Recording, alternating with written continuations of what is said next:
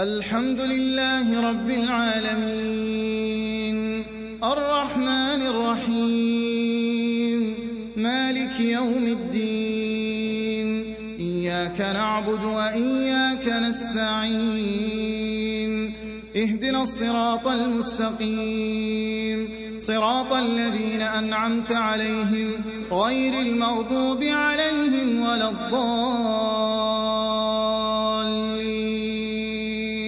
الحمد لله حمدا كثيرا مباركا يليق بجلال قدره وعظيم سلطانه، واشهد ان لا اله الا الله وحده لا شريك له، واشهد ان محمدا عبده ورسوله.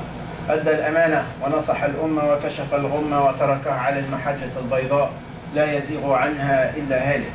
يقول الله سبحانه وتعالى: يا ايها الذين امنوا اتقوا الله ولتنظر نفس ما قدمت لغد واتقوا الله إن الله خبير بما تعملون. ويقول الله سبحانه وتعالى: وتعاونوا على البر والتقوى ولا تعاونوا على الإثم والعدوان واتقوا الله إن الله شديد العقاب.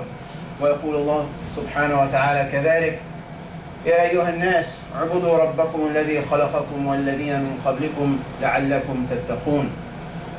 I bear witness there's no deity worthy of worship but Allah subhanahu wa ta'ala, the creator, the sustainer, the provider, and the lawmaker, and that indeed He has revealed the law, the Quran, upon His last messenger Muhammad sallallahu alayhi wa sallam, peace and blessings be upon him and all of those who follow him until the day of judgment. Allah subhanahu wa ta'ala, God Almighty, tells us in the Quran: O you who believe, ittaqullah, have God consciousness, remember Allah subhanahu wa ta'ala, fear Allah subhanahu wa ta'ala, fear His punishment. Purify your heart for the sake of Allah subhanahu wa ta'ala. Ittaqullah وَلْتَنْظُرْ نَفْسٌ مَا قَدَّمَتْ لِغَدٍ. And shall a soul see what it has prepared for its tomorrow. For that day we're under this soil, 6 feet down, awaiting our accountability, awaiting the day of judgment. And Allah subhanahu wa ta'ala in the same ayah tells us: وَاتَّقُوا اللَّهِ إِنَّ اللَّهَ خَبِيرٌ بِمَا تَعْمَلُونَ. Indeed, Allah is all-knowing with what you do.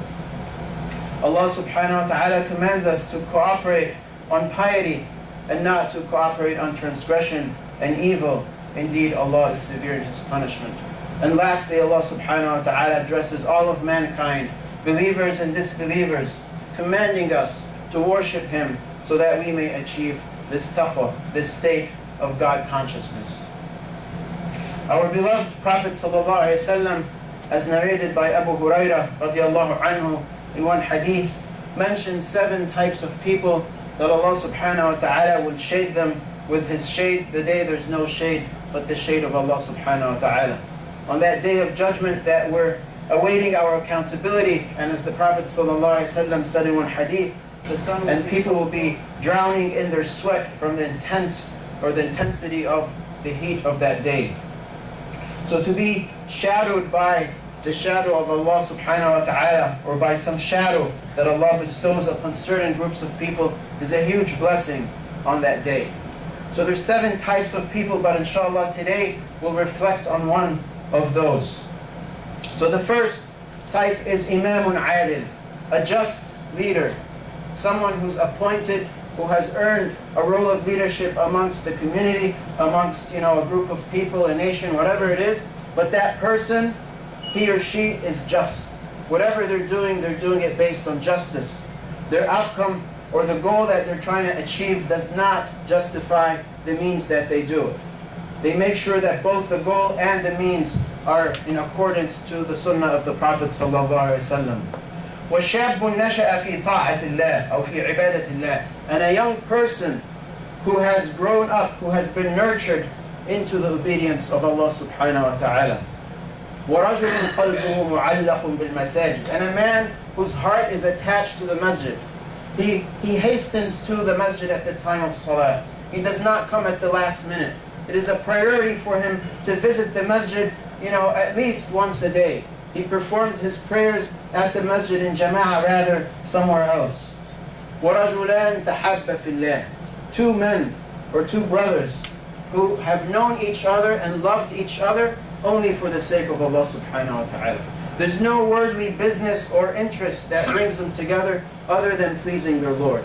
So maybe they both come to pray, and from that, mixing, they got to know each other. اجتمع عليه وتفرق عليه. They came, for the sake of Allah, and they left also for the sake of Allah. ورجل دعته امرأة ذات منصب وجمال. And a man who has been invited by a woman who has a lot of beauty and also status and authority, but he rejected her invitation. فقال إني أخاف الله. He said, I fear Allah subhanahu wa ta'ala. ورجل تصدق بصدقة. And a man who has given out some charity for the sake of Allah subhanahu wa ta'ala, where he himself doesn't even know how much he has given. Meaning he kept it in secret and private. His right hand gave out the charity, his left hand doesn't even know what he has given. وَرَجُلٌ ذَكَرَ اللَّهُ خَالِيًا فَفَاضَتْ عَيْنَاهُ مِنَ الدَّمْعِ. And a man who has remembered Allah subhanahu wa ta'ala while he was alone, in seclusion, in his home, or somewhere, out there in the wilderness, reflecting on Allah subhanahu wa ta'ala and His creation. He remembered Allah, he remembered the bounties that Allah subhanahu wa ta'ala has bestowed upon him. So some tears started to shed from his eyes. These are the 7 qualities or types of people that Allah subhanahu wa ta'ala will grant them this special status. And today, inshallah, we want to talk about the second type, which is شاب نشأ في عبادة الله. A young person who was nurtured into the obedience of Allah subhanahu wa ta'ala. A young person who was given the means to learn and to be entrenched into the remembrance of Allah subhanahu wa ta'ala. Just similar to a seed that the farmer puts into the soil and it comes out of the ground. It comes out small and weak, from darkness to light, growing into this big plant that brings fruits, for months and years to come. So we quite often look around and we ask ourselves, where are the youth of our community? Where are they in our Jama'ah Salah? Where are they in the Isha? Alright, it's winter time, they're busy with school. What about summertime? We don't see them around. We ask ourselves this question, why are they not coming to the masjid? The parents are asking themselves the question, why are my teens not listening to me? Why are they being rebellious? Why is my nephew so difficult? Why is my grandchild, hanging out so late at night? But before we ask that question, we should ask ourselves, what have we invested into these young people? What have we put so that we can see results? Because the Prophet ﷺ invested a lot of his effort and time into this young generation, inshallah, as we will reflect very briefly on a few great examples from our heritage. So if we look, for example, at Mu'adh ibn Jabal, this young Sahabi who at the age of 16, the Prophet ﷺ sent to Al-Yaman, a totally new area for this young man to give da'wah to a nation of people who are not believers. They worship something else, the sun or whatever they were worshiping. They did not believe in Allah subhanahu wa ta'ala to start with. They're not even Ahli Kitab. But at that point, the Prophet ﷺ was confident that this 16-year-old now has been nurtured enough to go on his own and to give this message, to take that big responsibility. He was putting the banner of Islam, the image of Islam, the understanding of Islam, the reputation of Islam on the shoulders of this 16-year-old. He's taking that risk, he's taking that responsibility, he's taking that decision. But it didn't come out of nothing. It came out of years of nurturing this young man. So we know from the hadith and from the seerah examples of how the Prophet ﷺ used to deal with these young people. One day, after a salah, he turns around to Mu'adh, who's a young teenager, and he tells him, "Ya Mu'adh, come close to me." And he sits in front of him, and he puts his hands on his knees, and he says, "Ya Mu'adh, Wallahi inni uhibbuk." I swear by Allah, I love you for His sake. So listen to me, Mu'adh. I shall teach you things that should benefit you, inshaAllah. After each salah, say, Allahumma a'inni على ذكرك وشكرك وحسن عبادتك. Oh Allah, help me to remember you, to thank you, and to perfect my worship towards you. This is how the Prophet ﷺ used to deal with the young people in his community. Mu'adh was not his son, he was not his relative, he was just another believer in the Muslim community that the Prophet ﷺ would come across. We know the story of the young boy who lost his pet bird. And the Prophet ﷺ was on some mission with the Sahaba. They were passing by the Medina on some errands to take care of a few things. And he saw this young boy sitting on the side of the street crying. So he told him, Umayr, what's wrong? He said, An-Nughayr has passed away. My bird, An-Nughayr, like the bird that sings, passed away. So the Prophet ﷺ turned to his Sahaba and he said, move on with your business. I'm staying with Al-Umayr for some time. And they go on with their business and they come back hours later and the Prophet ﷺ is still sitting down with this young boy. Maybe 6, 7, 8 years. So the Sahaba asked him, Ya Rasulullah, you're such a busy person. You are the Amir of Mu'mineen. You are the leader of this ummah. You have a lot of things to do and you're still sitting down with this young boy. So he tells them he lost his bird and he was upset.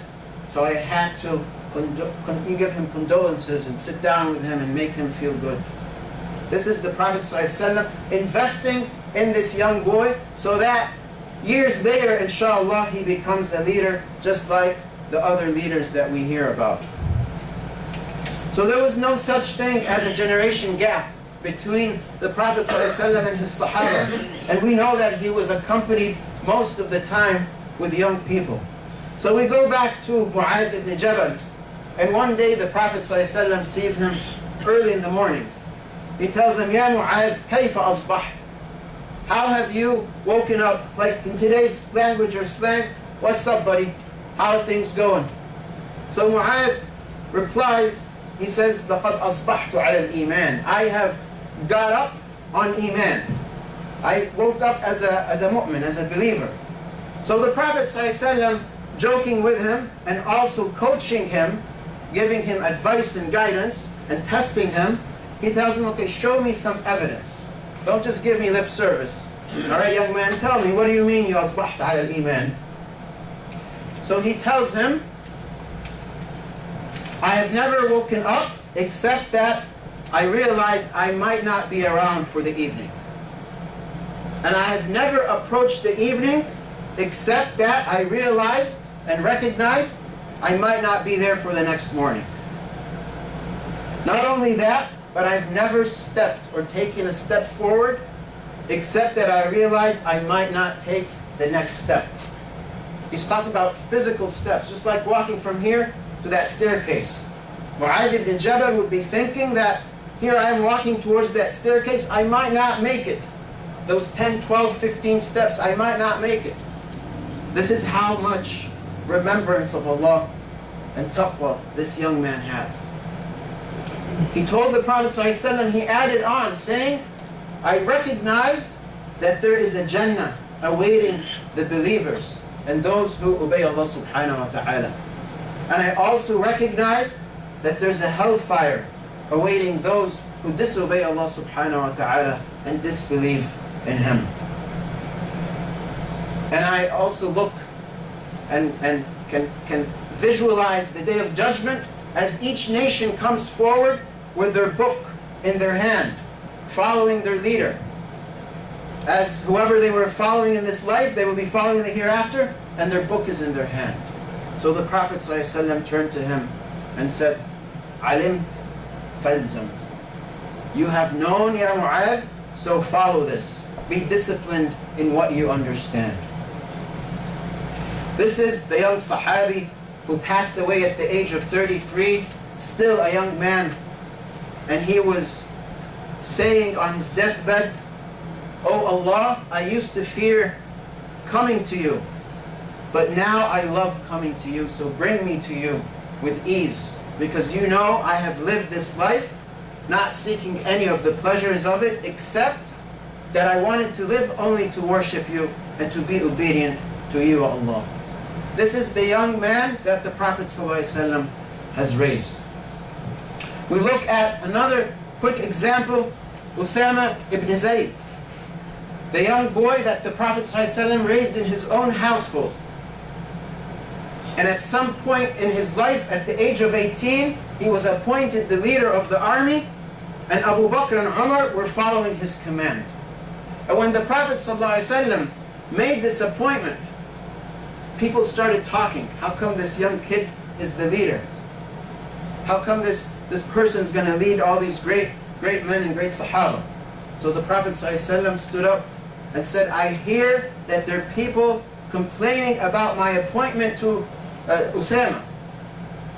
Usama comes from a man who is a leader. And he is a leader. And he is someone that I love. So usikum khair. I command you to be good to him and to follow his instructions. But again, this did not come out of vacuum. This came through the nurturing that the Prophet ﷺ used to do with these young people, giving them the opportunity to find a place they can call home, whether it's Dar al-Arqam at the beginnings of the da'wah, or some place in Masjid al-Nabawi, or whatever it is, giving them responsibilities. This same young person, Usama, went on a battle one day when he was 14. And he was after this disbeliever, and the sword fell from this disbeliever, and he was about to kill him. So he made shahada. He said, Ashhadu la ilaha illallah, Ashhadu anna Muhammadan Rasulullah. And then Usama killed him. And he went back to the Prophet ﷺ, a young man so happy about what, he went out to the battle and fought, and he came back and he said, Ya Rasulullah, this is what happened. So the Prophet ﷺ turned around to him and said to him, woe be to you, Usama. You kill a man who says La ilaha illallah. How dare you do that? Woe to you, Usama. Waylun laka ya Usama, that you kill a man who says La ilaha illallah. He kept repeating it over and over until Usama walked away, ran away, and he wished he never went to the battlefield in the first place. But again, that was how the Prophet ﷺ would teach him. And 2 years later, he appointed him to be the leader of the army, when he was qualified now and fully trained. These are some quick examples. Of course, we have the example of Ali radiallahu anhu, the first young believer. He one day saw the Prophet ﷺ and Khadija praying. So he told him, what are you guys doing? He said, we are worshipping Allah subhanahu wa ta'ala, the one and only one. And if you'd like to join us, you're invited to join us. He said, this is a strange thing. I've never seen this before. I should consult with my father. He said, no. Keep this matter private and secret for now. If you wish to join us, that's good. If you don't tell anyone about it. So Ali radiallahu anhu went home. A day later, he came back to the Prophet ﷺ and said, tell me, what have you got for me? Tell me more about this deen. And the Prophet ﷺ explained to him, and he embraced the deen of Islam. So quick examples from the seerah of the Prophet ﷺ and how he has nurtured these generations that led the world to what we see today, Islam all over the place. But it did not come with ease. It came through perseverance, through hard work, through a lot of da'wah, with hikmah and maw'idah.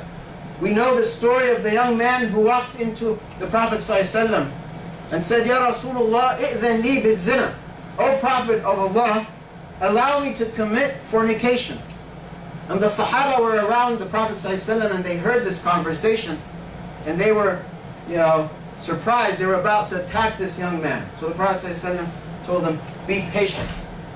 And he started to consult with him. Would you like this for your mother? Would you like it for your sister? Would you like it for your aunt? Would you like it for all the females that are in anyone's life?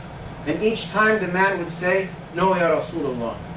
He said, and as such, people don't like it for their daughters, their mothers, their sisters, and so on. And he made dua for him, and he let him go away.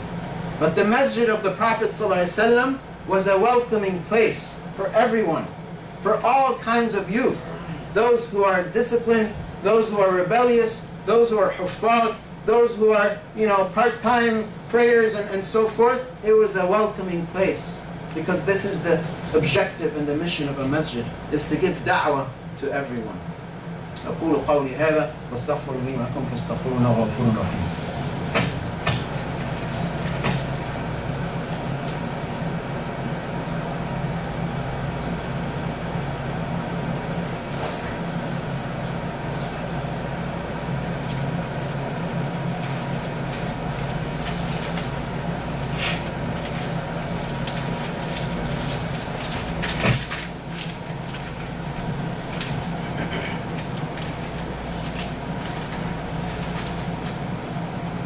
الحمد لله رب العالمين والصلاة والسلام على سيدنا محمد خاتم الرسل النبيين. Our deen is a beautiful deen, and it is very simple. As the Prophet ﷺ said in one hadith, الحلال بين والحرام بين وبينهما متشابهات. Halal is clear and haram is clear. And there's some things in between that are shady. Whoever stays away from it then has protected himself or herself. So the call for today is for us to reach out to the young generation. Before we ask ourselves, where are they? And why are they pushing back? Why are they walking away from the deen? We need to ask ourselves, how much have we invested into this young generation? Someone like Abdullah ibn al-Abbas, he accompanied the Prophet ﷺ for very few years. When the Prophet ﷺ passed away, he was not even 13. But yet this young man would have people, dozens and dozens of people outside of his home, blocking the road, the street, or the pathway, waiting for their turn to ask him for questions. And one day one of the Sahaba was describing this, a friend of Abdullah ibn Abbas. He said, I went to his home and there were all these, plenty of people blocking the street, waiting to talk to him. So I went inside, I said, Ya Abdullah, there's a lot of people out there who wanted to talk to you. He said, okay, give me some water, let's make wudu, and send a group of people who want to learn about Quran. So his Sahabi, his friend went out, he said, those who want to learn about Quran and tafsir, come in. And the house was full of people, they had to close the door. He answered every single question that they asked Abdullah. And then he told them, Ikhwanukum, your brothers now have a turn. There's still more people out there. So he told his friend, send me the people who want to learn about halal and haram. So another group of people came in and they filled the house. And still the streets are blocked. He answered every single question that they asked him. And then he said, Ikhwanukum, there's more people. So send me a group of people who want to learn about Arabic and poetry and so on and so forth, until he addressed every single person's question. As Umar radiallahu anhu said, that Abdullah, and of course we know the hadith of the Prophet ﷺ, when he made dua for Abdullah when he was about 10 or a young child, he said, Allahumma allimhu ad-din, faqihhu fi ad-din, wa allimhu at-ta'wil. Oh Allah, make him a faqih, a scholar in the deen, and teach him the ilm of tafsir of Quran. And we open the Quran tafsir, we see most of it is Abdullah ibn Abbas, explaining the ayat and what it means. This is a young man, again, who the Prophet ﷺ passed away when he was not even 13 years old. But he's the leader of this ummah when it comes to tafsir of the Quran. Mu'adh ibn Jabal was the leader of this ummah when it comes to halal and haram.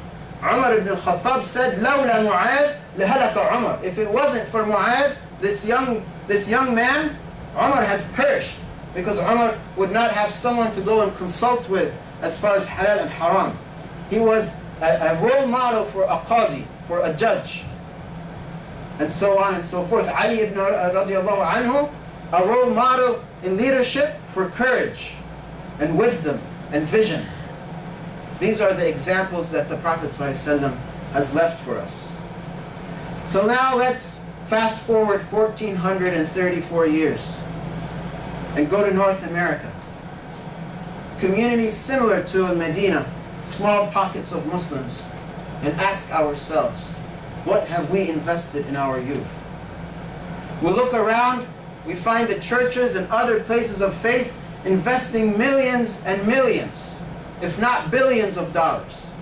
The Boy Scouts of America alone invest $1.5 billion each year. $1.5 billion they raise in donations and pump back into youth activities. Just the Boy Scouts of America alone. The churches, they have periodicals every week and every month for teachers and educators how to deal with young people, how to give young people da'wah. But what about us? What are we doing? Our masjids are almost empty. Most masajid, if not all, have very few youth coming to it. You can probably count on one hand the number of masajid in the entire state that has a consistent youth program once a week, just once a week. Very few, maybe less than 5, where it's consistent and there's at least 3 people coming. Very few. We'll find masajid, there's 3,000 people praying Jum'ah, but there's not a single youth program. So how do we expect that these young people are going to grow or develop or nurture?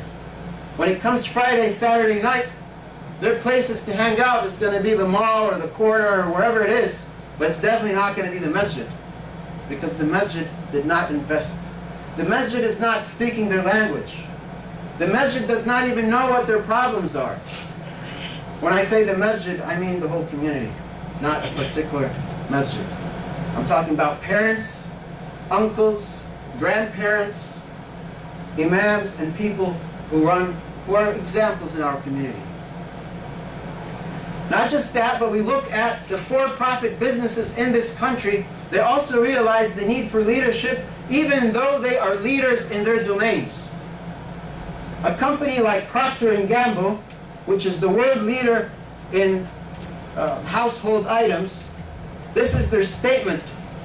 The single most enduring thing Procter & Gamble leaders or P&G leaders can do is to identify and develop our next generation of leaders. If we can get the right people with the right skills and experiences in place to run our business, the rest will take care of itself. Subhanallah. This last phrase, the rest will take care of itself, this is in the Quran. Allah subhanahu wa ta'ala says, have taqwa and iman, be good, everything else will come. This is what Allah subhanahu wa ta'ala tells us. If you change yourself, Allah will change you. If you don't, Allah la yughayru ma biqawm hatta yughayru ma bi anfusihim. Allah is not going to change the state of a group of people until they change their state. So here we see an example of people who are after worldly profit.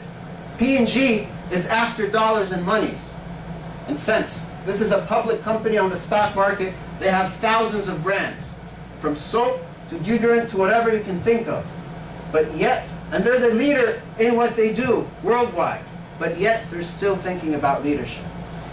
You look at a company like IBM, the world leader in innovation and software, and they're investing $750 million every year in leadership development, just to make sure they have leaders coming up. And this is again for this dunya. So what about us, who alhamdulillah have the haqq, who know what's right and what's wrong, what is the truth, who understand that this life is nothing. It's just a ground to prepare us for the hereafter. What are we investing into our future? And the youth are not our future. That's a myth. Because from what we've seen from the seerah of the Prophet ﷺ, the youth have been the present. They were the ones giving the da'wah. They were the ones leading the armies. They were the ones sitting in the house of the Prophet ﷺ while he goes to Medina to migrate. They were not something in the future, somehow miraculously they're going to develop into shuyukh 30, 40 years down the road. No. They were people in their communities, active and doing things. And this is an important concept to realize, that the Muslim youth are our future. They're not our present only. So this is a job for each one of us, inshallah, to think about, what is it that I could bring to the table? Our youth are thirsty and just looking for good role models. Someone who tell them, how is the game? Come, let's sit down in the masjid. Let's have a picnic together. let's play some football. Someone who can talk their language. Someone who can relate to them. Wallahi, I see youth who come to me and tell me, we're done. This generation is over. I was like, why are you saying that? He's like, because you don't know what's happening. And they start telling me things that are mind-boggling. So that it is upon ourselves to reach out to these people, because at the end of the day, they're our own children, nephews, grandchildren, and children of people that are around us. It is our community. We ask Allah subhanahu wa ta'ala to give us the wisdom to follow the best that's in His book. We ask Allah subhanahu wa ta'ala to give us the patience and perseverance. اللهم اجعل جمعنا هذا جمعا مرحوما واجعل تفرقنا من بعده تفرقا معصوما ولا تجعل بيننا شقيا ولا محروما. اللهم نسأل قبل الموت توبة وعند الموت شهادة وبعد الموت جنة ونعيما مقيما. اللهم ارحمنا فوق الأرض وارحمنا تحت الأرض وارحمنا يوم العرض عليك يا أرحم الراحمين. اللهم اشف مرضانا وارحم موتانا واستر ولايانا وبارك لنا في شبابنا واحفظ بناتنا وارحم كبيرنا يا أرحم الراحمين. اللهم انك عفو كريم حليم تحب العفو فاعف عنا. اللهم انك عفو كريم حليم تحب العفو فاعف عنا. اللهم انك عفو كريم حليم تحب العفو فاعف عنا. اللهم اتنا في الدنيا حسنه وفي الاخره حسنه وقنا عذاب النار. واخر دعوانا الحمد لله رب العالمين والصلاه والسلام على سيدنا محمد خاتم رسل النبيين واقم الصلاه.